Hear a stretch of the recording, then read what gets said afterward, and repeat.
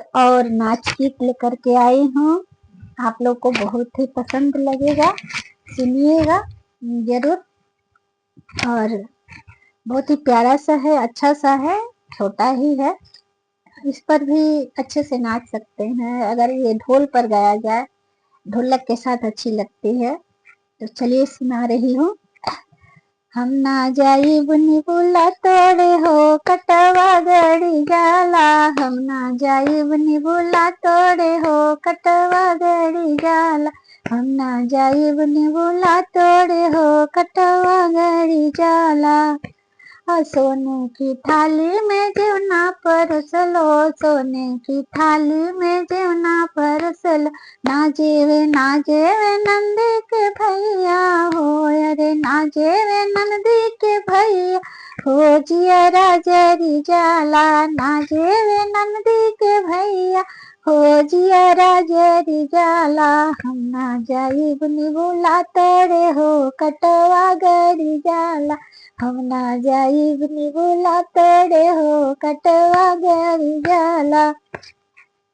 अरे सोने सुराही गंगा जल पानी, सोने सुराही गंगा जल पानी, ना पिए ना पिए ना पिए हो, अरे ना पिए नंदी के भैया हो, जियरा जरी जाला, ना पिए नंदी के भैया हो, जियरा जरी जाला।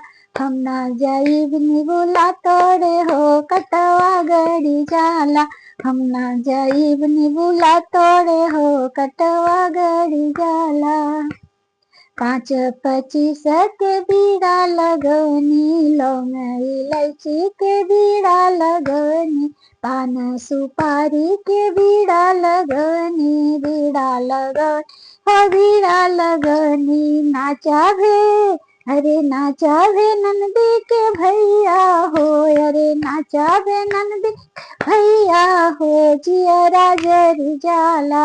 हम ना जाई निबुला तोड़े हो जियरा जरी जाला, हम ना जाइब निबुला तोड़े हो कटवा गड़ी जाला, हम ना जाइब ला तोड़े हो कटवा गड़ी जाला। बेला चमेला अरे फूल अगस्त से जा सजवनी, बेला चमेला से जा सजवनी, तो सक तकिया से सजिया लगनी, ना सोवे अरे ना सोवे नंदी के भैया हो, जियरा जरी जाला, ना सोवे नंदी के भैया हो, जियरा जरी जाला।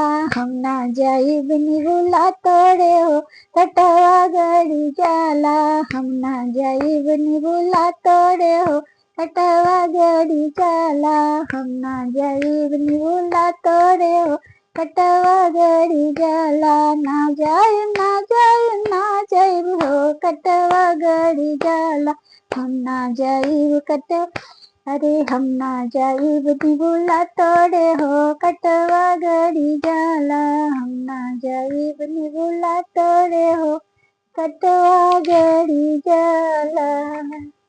कैसा लगा जरूर बताइएगा।